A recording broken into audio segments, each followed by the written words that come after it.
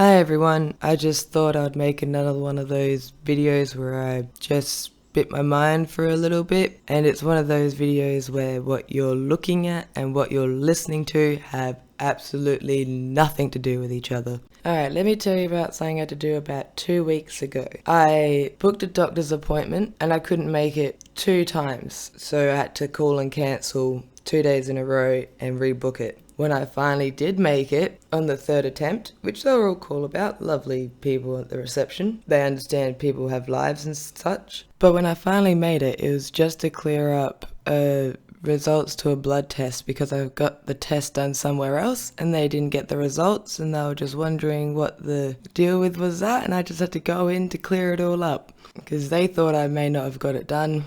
I did, they just didn't receive the results, and you know how much this all cost me? Do you know how much it cost me to go in and essentially just have a little chit chat with my doctor? Nothing. It was all paid for by Medicare. Shout out. Now, why do I tell you this really mundane Australian story? It is exactly to flaunt my privilege, because what may be a mundane Australian story probably sounds a bit remarkable to an American because I have such easy access to my doctor, and payment is the last thing I worry about. I worry about my health first, which unfortunately seems to be a privilege.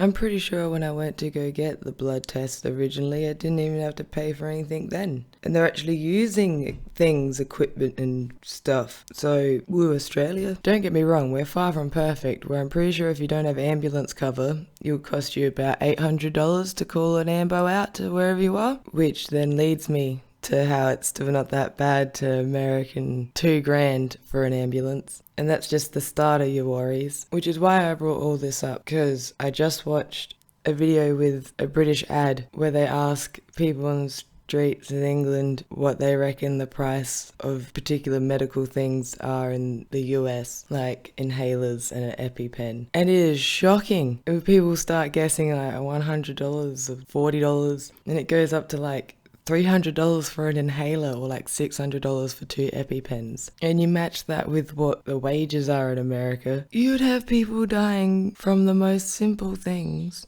that are so easily preventable and treatable.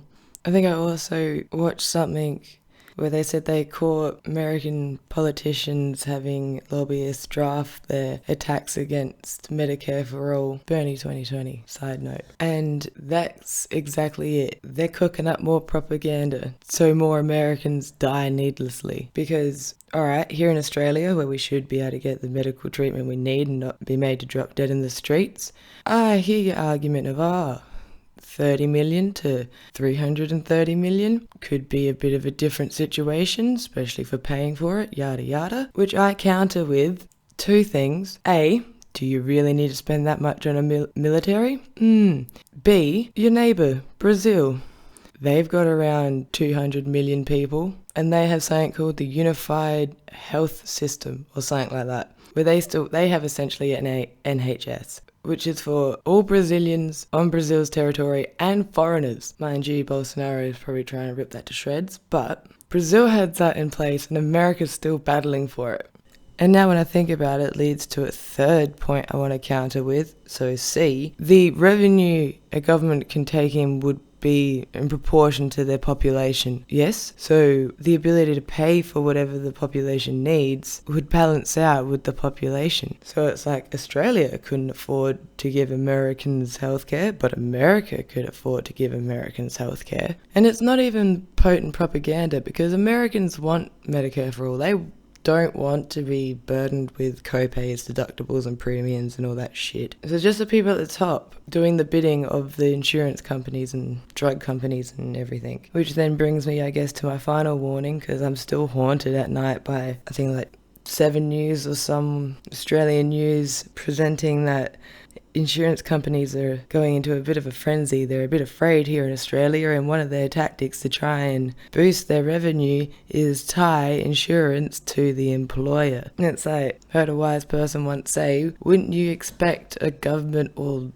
leading body to look around at other systems and see what does work and what has worked, and try that, and see what doesn't work and isn't working, and don't do that. So to look around and go, all right, yes, we'll do what we'll do with the system that's killing people. What's that? Is that capitalism? Is that neoliberalism? What's at play there? What's going? Yes, profits over logic, doing the thing with the best outcome. But I guess that just is on repeat with everything. No, why don't you stop killing the planet you live on? But there's profit to be made. Chip and Jerry. And yeah, I should probably go do the dishes or something. Thanks for watching. Like, subscribe, and oh yeah, bet you didn't know it's gonna be a rat hammock. Yeah, like, subscribe, and have a nice day.